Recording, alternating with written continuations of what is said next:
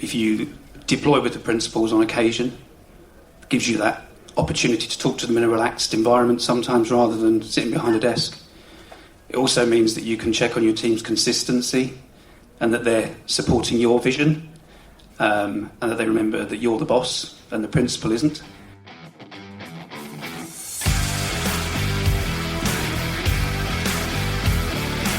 Welcome to the Circuit Magazine, the #1 source of information on protection matters, the industry-leading magazine for all security professionals who want to stay ahead of the game.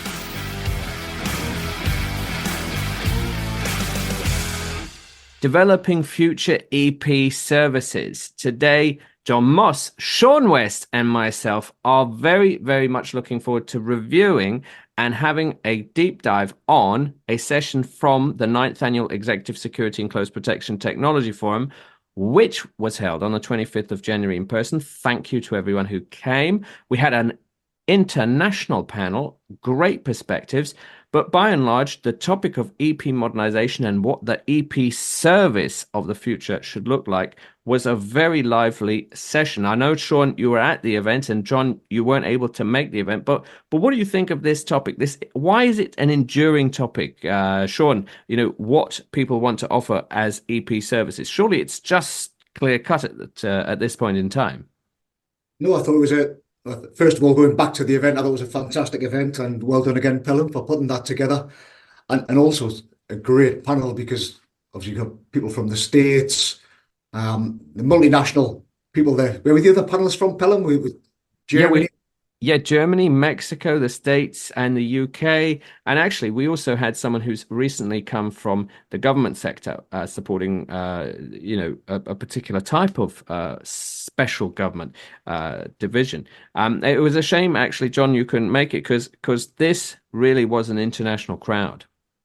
Yeah. And Happy New Year, everybody. I think this is my first appearance on the podcast in 2024. So it's good to be back with you all. And and again, missing the event, very disappointing. I think it's the first event I've missed in quite a few years, and it's definitely one of my favorites. However, that just increases my excitement and anticipation for this panel discussion. I'm looking forward to it, not only because I missed it, but also because I know this is one that, while it does get a lot of us in agreement and nodding our heads, it's not exclusively accepted. I know there's people who have pushed back on these very kind of modern terms and philosophies that some people would say are being shoehorned into the industry. And I know some people refer to terms as reinventing the wheel and so on when it comes to topics like this. And these are the ones that I love. And anything that, provokes a discussion and gets people sharing their views and passionate about the job that they love. So I'm looking forward to this one.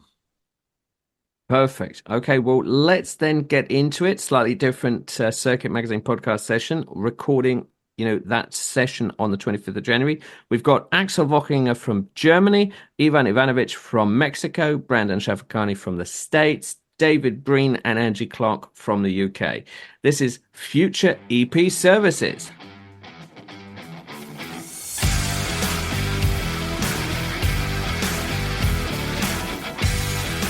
And now, let's meet one of the contributors to the Circuit Magazine.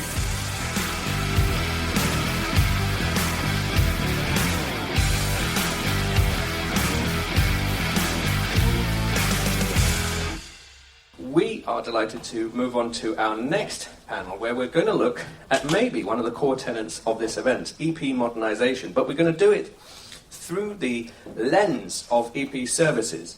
And on our panel, we are very pleased to welcome Axel Wochinger, CEO for the Result Group, Ivan Ivanovic, Vice President, Strategic Services, WSO, Brandon Shafakani, CEO of Samaritan Protective Services, David Breen, MVO, CEO for DAB Security Consultants, and Angie Clark, CSYP at Blackstone Consultancy.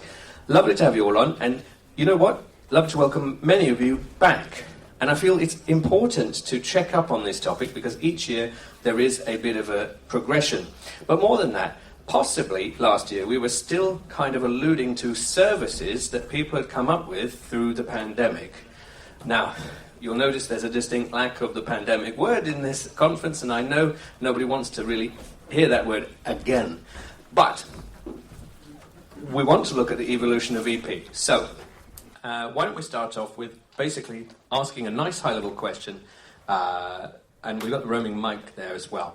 So if we start off with Ivan, with the roaming mic, how has the EP landscape changed for you, considering geopolitical events? And bear in mind, this isn't a political panel, it's just how has the EP landscape changed over the last year for you? Good morning, everyone. It's a pleasure to be with you today. Thank you very much.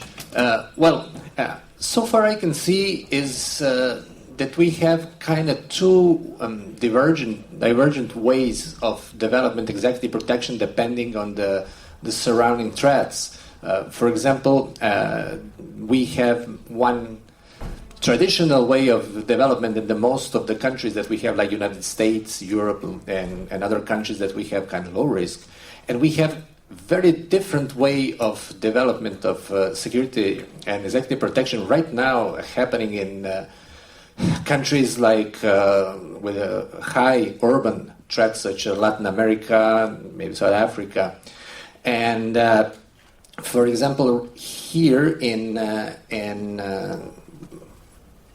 as a matter of fact, there in Latin America, we are moving away from the concept of close protection because we have frequently carjacking, robberies, and all that kind of stuff.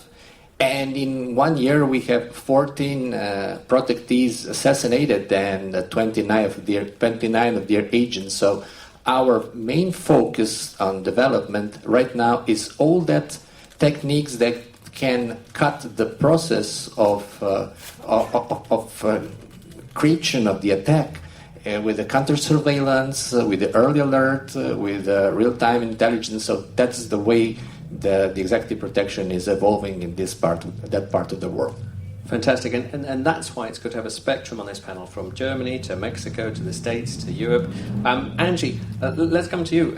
I guess we're checking in almost. How has the last year been? What new developments have you seen in the EP landscape? Thanks, Pelham. Excuse me. So for me, it's a lack of understanding about the environment. I think we've seen there's only ever bad news. The ticker tape is, it's dangerous to go here. Wherever that happens to be in the world, it's difficult for them to know the real risk. And I think from our perspective, it's about respecting the knowledge of the people that really know the environment. So how it's changed for us is I would say that we would break that down into 4 strategic pillars. You can't necessarily change everything, and if you look at protecting people or buildings or individuals as a holistic piece, it becomes almost impossible, and it's actually frightening. So I would break it down into 4 strategic pillars: the person, how they travel, the buildings that they go into, and then the cyber risk. And so if you look at each separate strategic pillar, there's always a way that you can evolve and improve and modernise within those pillars without looking at a whole great big chunk of how are we going to protect this person in this country, how they get there, and the cyber risk. It's too big. So that's how I would say that we've evolved, is to break it down into much more strategic pillars. I like that, because maybe it was ever thus in a way. You can't just say, I do everything. I suppose there are some providers out there that say, I'll do everything, but you need to at least specialise. So in that spirit, checking in, Axel, how is everything in Germany? What have you seen in the EP landscape, especially this last year?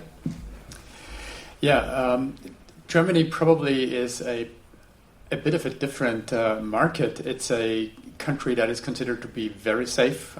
There's a decent lack of security awareness in general, and with executives and high net worth clients in particular. So creating this amount of awareness and convincing and making those clients understand that, well, it is a low risk country, but there are still risks for you specifically because of your position, your wealth, is challenging and has been challenging.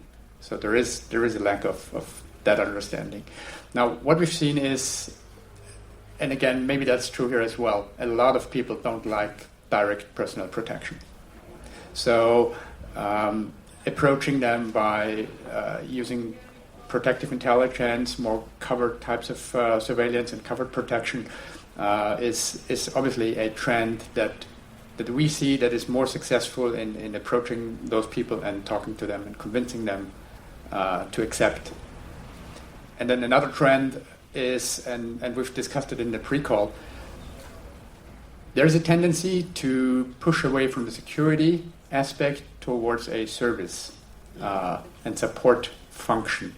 It's a thin line, and everyone understands once in a while you need to provide and have the service aspect for your client. But once it turns too much away from the security side into the service aspect, that's another risk that you're facing. And I think that's something we have to deal with. I like that. I think people in the audience could probably identify with the holding the bag. Either no-brainer or conundrum, depends what you look at it. David, what about for you? Because in a way we're looking at the services that have been offered. And during the pandemic, everyone came out and said, well, because I couldn't go anywhere, I came up with Intel services. No problem with that, because what else are you going to offer? But we just mentioned service and concierge-type services. What has it last year really done for you? Okay, well, I've just really moved into the private sector from the policing sector in the last 6 months. If we're going to put this in a geopolitical context and considering recent world events, I'll give a practical example without giving the game away too much. I know there are Chatham House rules in this room. It's people that aren't used to getting close protection, and all of a sudden close protection is put upon them, and they don't necessarily want it, whether that's pressure from a family member. And it's that reassurance piece for me. I see that as my role, is meeting the client, reassuring them around what they're doing, pointing out the obvious, but also explaining that protection can also be seen as a really useful tool, not just something that's forced upon them. And again, doing that sincerely without the hard sell. I think that's really important, because I'm certainly generally at the moment dealing with very intelligent people that will see a hard sell coming a mile off. So what I give to them is proportionality and direct, credible, practical experience from where I've come from. Yeah, and considering your particular background, I can appreciate how hard that is. And that speaks, in a way, to maybe one of the 2020 topics, where if anyone was here for the 2020 event, where we were talking about crypto billionaires suddenly not wanting protection, but wanting it, but not wanting them to be seen, and, all of that. The landscape has evolved. Now, Brandon, I'm not going to check in with the DMV, DC, Maryland, Virginia, but if I were to, how has it evolved for you? Well, I mean, really, for us, the last year or so has been a reset, back to the basics, per se. Close protection is close protection. We want to modernize without reinventing the wheel. So just really back to the basics, understanding our clientele, understanding the emergent threats and the threat landscape. Leveraging technology. That's one thing that we've really been looking into, is not only how we're going to leverage technology to better protect our clients and detect risk and threats, but also how are the bad guys using it? How are the bad guys leveraging artificial intelligence, blockchain security, you name it. We need to learn and understand what we don't really know yet. So that's really what we've been doing. It's a really hard reset from the COVID era. But it's heartening that you and other protectors are willing to do that. But perhaps in the first CPTF, now I have the luxury of been to all of them, right? People were reluctant to even engage with topics like AI. Now you recognise that you don't have to be that expert, but you know who to call, which I think is a positive step. But let's go back to Ivan. When we're talking about the future of EP services, is it more about the modernisation of the protector, the person, and not what the company offers? Is it better to look at the modernisation of the executive profession personnel? The most important teaching that we are receiving right now in talking about Latin America in receiving by our reality, as Mike Tyson used to say, everybody has a plan until they punch you in the face. So they are punching us in the face in the last maybe 10 years in Latin America, and that makes us change and make a lot of changes. So we realize that it's not about, the executive protection is not about a guy who is, or a woman who's protecting, it's about system. So whole the system is changing, and whole the system needs to be prepared. So who is the first guy? So for example, the intelligence that gives us the information, the command center, before we have those command center focus on reaction, that something happened and then you call the command center and they are... No, right now, for example, we used to have a guy who is sitting next to the protectee in the vehicle. Right now we are not using it. Why? Because they are coming together with the protectee in places when they are already waiting for them and they just kill them both. That happens frequently. So that's why the person is not anymore in the vehicle, but we have them on the motor or on the other car moving before on all those places that we consider that they can put ambush. And because when you put the ambush, those guys need to be somewhere, and then we intervene. So it's fully changing of the way of the protection, not on the close protection, but on anticipate protection on places. So the command center is always in the connection with that advanced person, and then the situation is assessed and photos are analyzed in those moments before they arrive. So it's a really big change that we were doing before and right now in Latin America. And I like you're talking about systematization, and that will also speak to some of the solo protectors out there thinking, I am a business, but yet am I a business if I leave it for some time? Systematization is really key. Angie, what about for you? When we're talking about the service of the future, is there much different? Are people offering new and innovative services, or is it more about the modernization of the person within it? Pelham, I think it's a blend of both. I think that we have to focus on the professionalism of the individuals and the companies that offer the service, looking at their systems and processes in place, their risk management.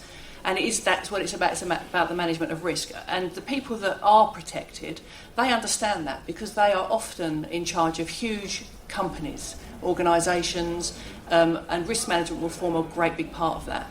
The challenge comes, I think, when you're dealing with individuals that are ultra high net worth that may have come by their wealth in a different way through fame or sport, and they should be able to live their life in a way that doesn't hide their wealth. You know, we often get the keyboard warriors after the latest footballers had a robbery, who says that they shouldn't show their watch, they shouldn't let anyone know where they live. It's almost impossible for a high-profile individual that in the local community that they don't know where they live. You could find that contractually that they have to show the watch. That is part of a sponsorship deal. So we can't tell them not to do something when they are contractually obliged to do it.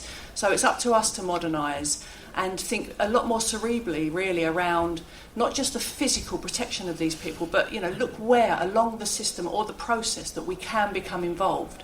So if you've got this £1 million watch, you've got a £100 million player that's wearing it. Now, where's the biggest asset? It's not the watch, it's the individual. And then the club is this individual will form part of a £1 billion club, and the money that comes from going up or down in a league or qualifying for this or that. So suddenly this £1 million watch has grown into a £1 billion problem. Now there'll be insurance. So if we're going to think, if looking at modernisation of services, has the insurance company, who are talking about all of these different pieces, have they involved security? Have they asked any of the people along this system or process, have you consulted with somebody who is a professional in security or protection? And so that will be a way of modernising things. It's about thinking more cerebrally and having a blended approach to the individual, the company, and the protectee, about the assets and understanding really what the asset is.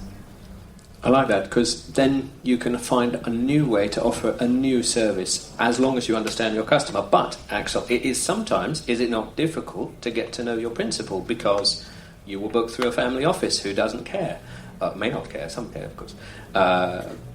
How can we get to know the principal better? Is that the actual modernization skill, the search for, contact? Yeah, I was reading an article just a couple of days ago from Chris West, and Ivan has read it as well. It was looking at the evolution of EP services, and the question asked was, is there an Uber of executive protection? Like, is there something revolutionary on the horizon?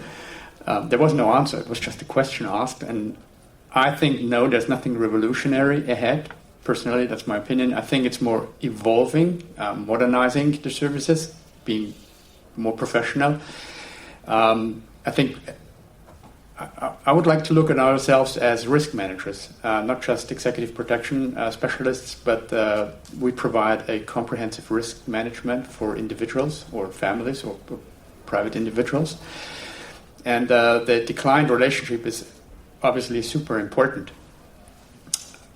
From our experiences, and we run a couple of permanent details for some high net worth clients, each and every one has a different take on that. There's some who only want to communicate via the operator that we provide to us. So I text him once in a year, is there anything, do you want to see me? No, all good, service is good. No need to. Others are happy to see me every year. Others only want to communicate with me, but not so much with the operators. So there's really I think there's no guideline. It needs to be tailored individually to what the individual client wants and how they want to communicate or with whom they want to communicate. Because you always have this triangular relationship between the operator who is close to the principal, us as the service provider who are the bosses of the operators, but also clients in a client relation with the principals. And that needs to be carefully balanced out. And I suppose that goes back to the systematization question that Angie posed, because either you are the best bud or the bodyguard, and it's your relationship, yet you're employed, or you're not employed by a master company, in which case do you have a business? It's tricky. However, different scenario, let's go to David. In the government world, you may be given a principal, and they may or may not want you, or you don't know if they want you. You spoke about a case study before. So you'll know if they don't want you. Certainly from where I've come from, there is a system in place for selection. The principal will have a big say in that. There will be recognised ways of selection, but the final say will generally be with the principal. The reality is, if the principal comes to their house and they don't want you in their car, they don't want you in their car because they don't like you. So that doesn't work. And I'm going to go back to when we talk about service providers, operators. I'm a great believer that if you've got the facility and you can do it, you can be both. So if you deploy with the principals on occasion, it gives you that opportunity to talk to them in a relaxed environment sometimes rather than sitting behind a desk. It also means that you can check on your team's consistency and that they're supporting your vision, and that they remember that you're the boss and the principal isn't. So again, that's that consistency across the team to make sure that the principal is confident in the team they've got around them. So I've brought that from where I've come from into what I'm doing now. So where I can, I deploy with my principal, which allows me to keep a better grip on the team. And that's about it, really. Well, I do like that because, again, it speaks to what is the future of the service. Perhaps the future of the service, and we'll give this to Brandon, is one where you're not just standoffish. You do get involved because there is a danger that you look at profit and loss and say, oh, profit's up. Why? Profit's down. I don't know. You need to get more involved. Or was it ever thus, Brandon? Well, I mean, I think part of modernization is always how do we add value to our client? What are we doing besides being a bodyguard, close protection operative? What are we doing to facilitate their lifestyle or their business? And it goes beyond being a security driver. It goes beyond being a bodyguard. We are risk managers. I am not a cyber guy. I am not, a physical facility security expert. I'm a close protection person, but I dabble in a whole lot of different areas. What are we doing? Who are we calling when we don't have the answer? And I think that's really the crux of modernization. Is what it all comes down to bringing added value to yourself, your brand, and ultimately your client. Okay, so on that, Brandon, and we'll go from Brandon down this way. What added value do you think we're going to see emerging? Over the pandemic, it was very much Intel services, but what added value? Or if you don't think there's going to be anything new, what would you like to see our fellow protector communities add? Could it be concierge service, holiday service? I don't know. What is this added value? For us, the added value during COVID times, 100% absolutely was consulting, risk management, and intelligence. I think that should continue. Information is what protects people. Knowing and being able to ascertain the threat landscape 5 minutes from now or 5 years from now is invaluable, and I think that trend will continue. I was speaking with a CEO of another security company in the U.S. about a year ago, and he said, "Brandon, what do you think Samaritan Protective Services is going to be in the next 10 years? We will transition from a close protection security bodyguard to an intelligence company." I think we need to really foster that and move in that direction. That's fantastic. And if people even think of Pinkerton's origins in the PI world, it sort of makes sense, doesn't it? David, what do you think? What would you like to offer next? What do you think we're going to be offering next that maybe we're not adding value doing now? Okay, something that I've learned from coming into this industry quite quickly is, and I'm probably going to get a groan from the room here, is standards. I'm quite shocked at the different levels. At one level, I was really surprised at how high the level was with the company I worked with. I've been very much involved in some training and some selection processes where I've tried to produce metrics for selection processes. And I'm talking about people that are already SIA trained that can't speak English. So how have they got their ticket? Well, I think everybody in this room knows how they've got their ticket. So to get that credibility back, and it may well produce some sort of tiered system, but quite frankly, that happens everywhere in business. So for the executives that want a blue chip, close protection company or security company working for them, they need to know that the people that have been selected are capable of what they're supposed to be doing. So that for me is really looking across the board and challenging all the major security companies. And there's going to be a cost implication in this. But security's always had a sort of darker side of it, I suppose.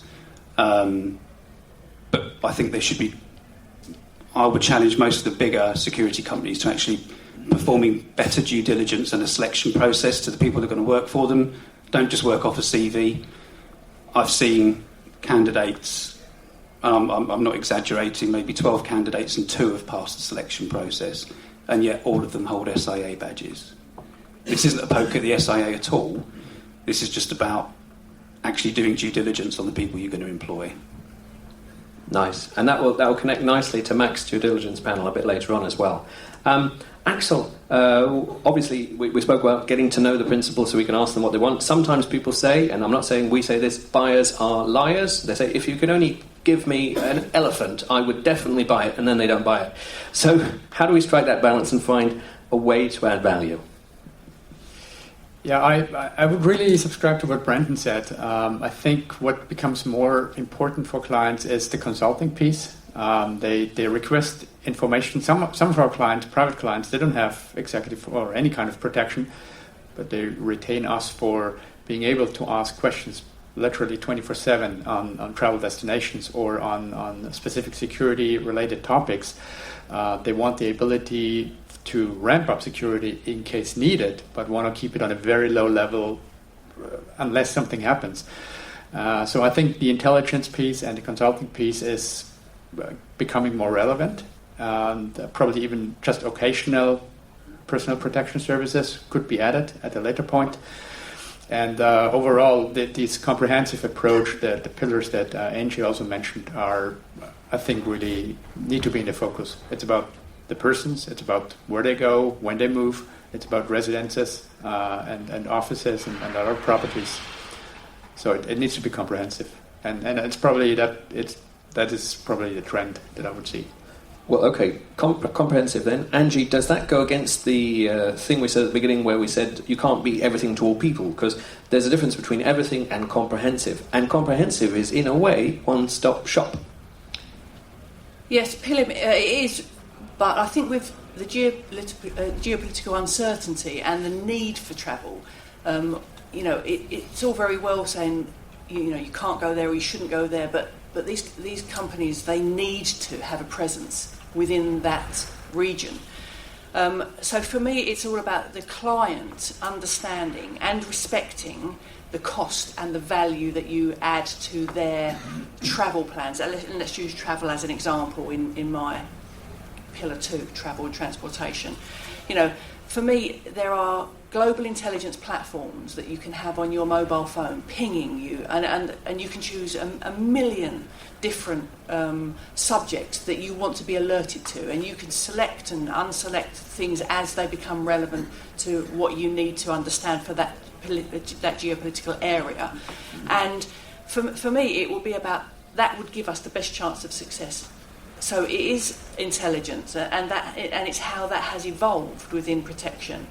You and the principals and all of the travellers can have this on their phone, and you're all being notified. They can silence it, you can lead, and so it's about information sharing and collaboration. I would like to see those platforms, and we've seen them here on many occasions, and there are others out there, become very affordable for that environment, so that people, companies, even individuals could afford it on an ad hoc basis, almost have a different plan. So they've got their business plan, and I respect that, but it's very expensive. And so it rules things out that will actually give these people, these operators, the best chance of success in those dangerous countries. And so really, I would say, again, when you've got that information, if I know you've had to pay for it, but we do become parochial. My information, my client, I'm not sharing that with you. I'm not even going to tell you where we are in case you steal my client. That's not safe. And so really what I would like to see in the future is a much better holistic team protection, global protection, and respect other people's clients. Share the information where you can. You'll need them one day, and they need you. Absolutely, and it's quite a small industry, so people do have to collaborate, and it speaks to, I remember Christian West did the EPTO, saying that maybe in the future it will be your gizmo person with you, much as everyone used to have like an intern that spoke French whenever they went to Francophone Africa. They had nothing to do with security, but they just tagged along.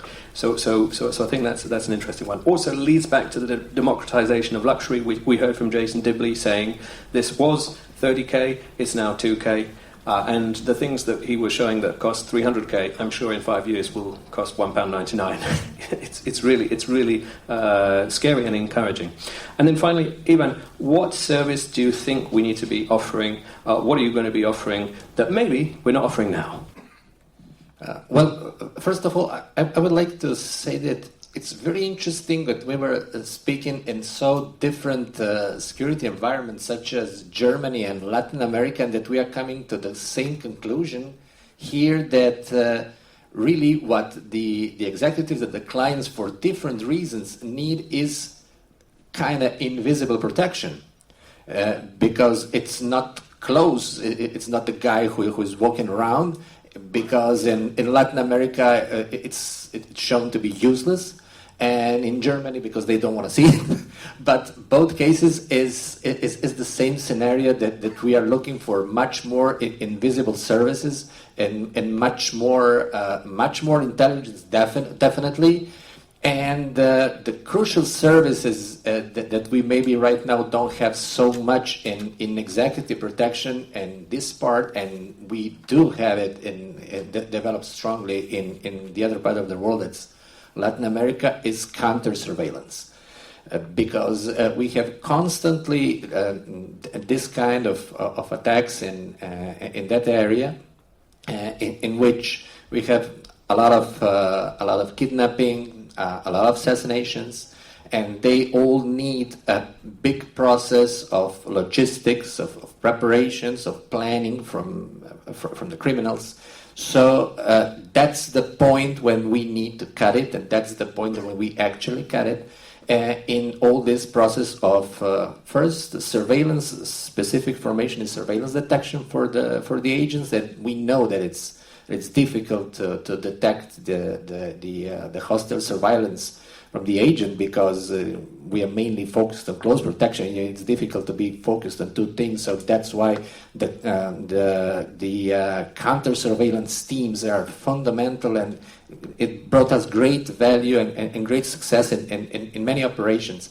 And it's a method that it's well known for, I mean, decades, but it's have a very little presence, unfortunately, in executive protection.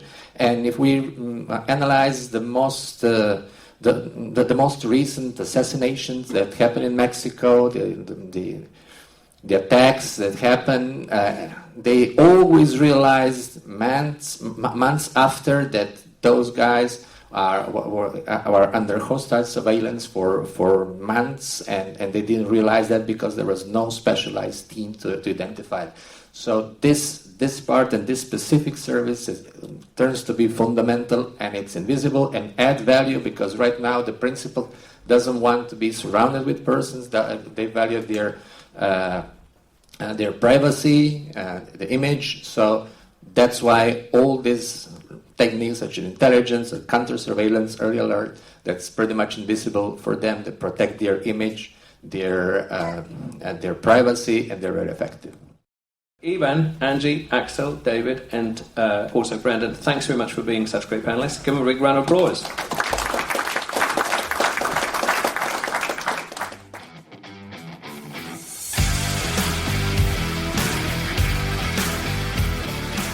Well, thank you very much. And I'm still buzzing from the event. I think it's interesting. We came at it as future EP services, but it's not quite where we ended up, is it, Sean? No, I think we discussed a whole range of topics. And what I do like, and what I did like about the panel, is what I said in the intro, the people from different nationalities, they have different viewpoints about different things. And it's always great because it's such a passionate subject, EP, that can, it can get people's backs up, if they feel they're not being listened to or heard or whatever it may be. So it's great hearing from different people in different jurisdictions. And it was interesting when they were talking about going back to COVID and how they evolved the services they offered, where they kind of had to refocus on delivering service from a desk as opposed to, traveling with the principal, where there was a focus on, providing intel and GSOC services. But yeah, no, it was really refreshing and really enjoyed it. Well, I'm glad you enjoyed it, and I'm glad that we can refer our fellow magazine editor John to all of this wonderful intel, because we want to spread the word, and there are some pieces of content like this that help the rest of the community get a sense of what went on, why you should come next time.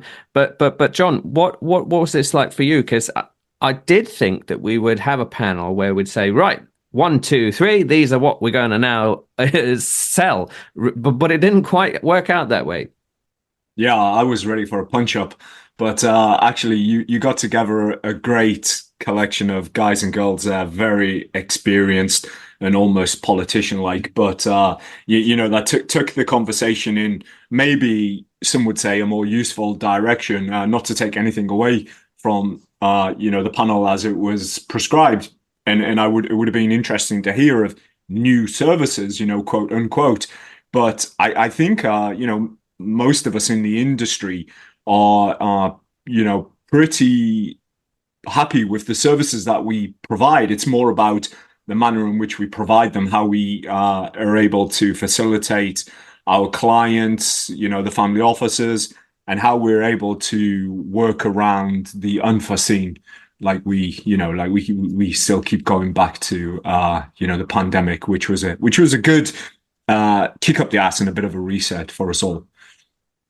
Yeah, and maybe showed us the value of our network and why, it's not my business, but it could be someone else's. So even today, someone tapped me up from the event and said I wanted to get back in touch with that person who offered that service, and that's nice. That's the network in action. And I guess not reinventing the wheel. It's an idiom everyone keeps on saying. But I appreciated the quote. You can't replace the last 10 feet. So if that's not possible, what else can you do? And everything else is around the entourage. And we had Frank Cannon doing his entourage workshop as well. We had Sean doing the business leaders workshop as well at the same event, which I thought was a great combo. Which is definitely something to build on for next time. John, lovely to have you back on. What's next for the magazine? What are we next going to see? I saw great things with the newsletter recently. Oh yeah, well, thanks for bringing the newsletter up. The circuit just goes from strength to strength. Obviously, magazines are still coming out regularly, and but the newsletter is, our kind of new flagship product. I say new, we're over 100 issues into it now, and it's just going from strength to strength. And we have great engagement rate with that. And if you're not reading it, what it is a very quick weekly summary of what's been going on in the world that's pertinent to protectors and people in our industry, and looking ahead to some future predictions, just helping to make you a more informed protector all around. And going back to the magazine, we got a new issue coming out this week, so stay tuned for that, everyone. And there's a nice link in there to one of our articles is on the subject of the Unified Protector, which we covered recently on a podcast, and that is what sparked this article in direct response to that. And I believe people might see it as an objection in some regards to the theme of that podcast, which is great. It's like having a discussion, a live discussion, and we're bringing in all different points of view. That's what we need, yeah, because otherwise we'd all be nodding our heads, and then would you need to read an entire magazine where it's like, oh yes, absolutely, I agree with everything here. Exactly. Which is why events plus podcast plus newsletter plus magazine really works all together. I did want to do a bit of a shout out as well, because also at the event we had Annie, who does, of course, all of the behind the scenes work at the BBA and the magazine, and it was great for Annie to see lots of the members and vice versa, and vice from what versa. I can gather. Yeah, and it was really perfect. So many of you will have seen those group photos with Sean, Annie, and myself. What we need to do is get Elijah, John, Sean, Annie, and myself together in the same photo. Whoever can sort out those logistics, you win an award from me. Yeah, it's it would be difficult. It would be difficult. But I do appreciate the cross-pollination, and I do appreciate the newsletter. Now, sometimes when you say newsletter, it doesn't do it justice. It's got lots of great feeds. I think our newsletter is supported by some organizations that help give us more intel. Am I right, John? Yes, that's true. There's several people who assist us in putting it together, just to kind of fact check us, make sure we've got the most up to date and accurate information that goes out there. Yeah, wonderful. Well, check that out, and I always look forward to it. I look forward to seeing which podcast is connected to which newsletter, and I think that even that's internal excitement here at the magazine. So definitely something to watch out for. Well, thanks to everyone for coming to the 9th annual CP Tech Forum at the Grand Connaught Rooms. So many amazing faces, but of course, for our particular session today, thanks to Axel Wochinger from the Result Group, thanks to Ivan Ivanovic from WSO, thanks to Brandon Shafakani from Samaritan Protective Services, David Bream, MVO from DAB Security Consultants, and of course, Angie Clark from Blackstone Consultancy for thinking through the future EP service and EP person of the future, which is always good fun. So I think a lot of a name call, a lot of roll call from John Moss, from Sean West, and myself. This has been another fantastic edition of the Circuit Magazine podcast.